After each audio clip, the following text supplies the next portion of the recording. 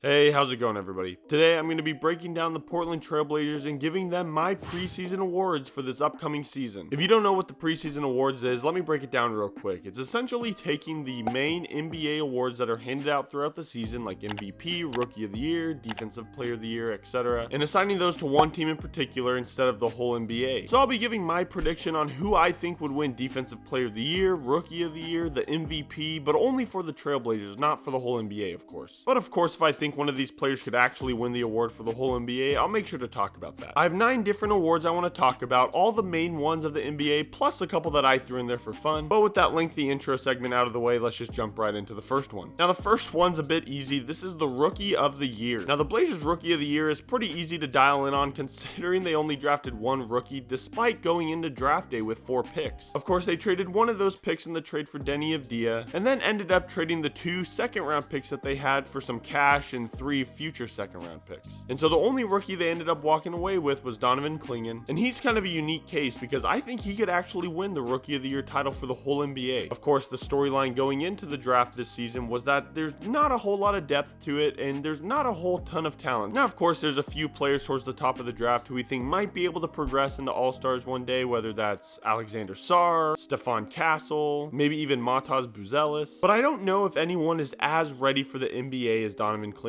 is. Of course, Summer League only tells you so much, but he had such an amazing Summer League and averaged historic numbers and blocks that if he's playing at least 18 to 20 minutes a game, I could definitely see him coming in, being the primary backup center, and walking away with the Rookie of the Year title for the whole NBA. But comment below, let me know what you think. Now, moving on, I think the 6th man of the year for your Portland Trailblazers is going to be Toumani Camara. The Blazers have the 3 guards in Scoot Henderson, Shane Sharp, and Anthony Simons, and I'm not here to debate what 2 I think should be starting, but regardless of who they start on any given night, aside from injuries, I think whoever that 3rd guard is that's not starting will be your first guy off the bench. And I think that's just going to cycle a bit throughout the season, so I don't think any one of them is going to be playing enough 6-man minutes to really earn that title. But the guy who I think can win it is Toumani Camara. Of course, with the acquisition of PNWDev, that kind of takes Toumani Camara's starting small forward spot, and so I really do think that he's going to be your constant 6-man or 7th man off the bench each night, and is going to just be an even more impactful player on the defensive side of the ball. Ideally, he's shooting a bit better this year. And so I could definitely see him taking a little bit of a leap this year. And if he's primarily playing behind PNWDev or one of the forwards, then I think he has that 6th man of the year title on lock. Next up, we have the most improved player of the year. And for your Blazers, I really think that's Scoot Henderson. Now, of course, he had a rough rookie season, but he's one of the hardest workers in the NBA. And he likely worked his butt off this offseason to improve and get better. And if you see any of his offseason workouts that have been floating around social media, it looks like he's just been putting in a lot of work this offseason. And he ended off his rookie season great. He was scoring and shooting a lot better than he did to start the year, and so I fully expect him to take that momentum and bring that into his sophomore season. And I think compared to where he was in both his shooting splits, but as well as just his turnovers, his fouls, and his overall statistics, I think he's going to show huge leaps in every single category this year. And so he wins the most improved player for the Blazers. Now, I think the sportsmanship or the teammate of the year award would go to PNWDev. PNWDev is kind of a new guy, but if you look back at how he played for the Washington Wizards, he's one of those guys that can adapt and play whatever role he needs to complement his teammates. I also think one of his biggest skill sets is his ability to play make and pass the ball, and so I think he'll fit in perfect as that small forward who's not selfish and trying to score the ball too much, but is going to do whatever he can to get his teammates open and get them open looks, and just do whatever the Blazers need to win a game. Next up, we have the clutch player of the year, and assuming this guy's still on the roster through the end of the season, I think that award would go to Anthony Simons. Of course, I don't think there's too much of a debate here that he's the best shooter on the Blazers, and he's the kind of guy that if the Blazers are down 2 with a second left in the game, you want to get him the ball for an open look. You might be able to argue that Jeremy Grant could be in this role as well, considering he's kind of been known to have a couple nice game winners each season. But I think overall, the clutch player of the year, the guy who's going to get you the buckets you need to win the game, is Anthony Simons. I don't think it's much of a debate that he's the go-to guy for the final shot, but comment below and let me know who you think would be the clutch player of the year. Next up, we have the most likely to be traded. This is one of those awards that I'm kind of making up, but I think it's fun. And I think that player is Jeremy Grant. I don't think I have to really explain too much here. He's the guy that we've been hearing a lot of rumors about this offseason, whether it's going to the Lakers, potentially even the Mavericks, or the idea of a 3-team trade. And he's the guy that kind of stands out on this roster. He's a bit older than everyone else. He's the veteran. He doesn't fit the long-term piece. And so I think regardless of if that's now or at the deadline or even next offseason, he's bound to get traded at some point. And so if I had to put money on who I think would get traded soon, it would probably be Jeremy Grant. But again, comment below, who do you think most likely would be traded? traded. Maybe Robert Williams or Matisse Thybulle could fit that role. Next up, we have the Defensive Player of the Year, and I don't think this is any surprises. I think this goes to Donovan Clingan. As I mentioned earlier in the video, he was averaging historic summer league numbers, averaging 4 blocks a game, and so I fully expect him to come into the NBA and average somewhere around that 6 to 8 points a game, 10 plus rebounds, and maybe 1.5 to even 2.5 blocks a game. I think it just kind of depends on how many minutes he plays, but he definitely has the defensive ability and just that skill set to protect the rim that may not get him on an all defensive team his rookie season, but would definitely be the best defensive player for the Blazers. He totally changes the dynamic of the defense of this team just by being here. And sure, you could probably argue that Robert Williams might be the Defensive Player of the Year for the Blazers team, but I think he's either going to be traded or just won't be playing enough minutes on a given night, and so I have to give this award to Donovan Clingan. But again, comment below, let me know your thoughts. Next up, we have another award I made up, and that's the Most Shocking Player of the Year. Now, this might sound a lot like the Most Improved Player, but I think this is more so taking where a certain player's expectations are and looking at what they ended up doing in the season and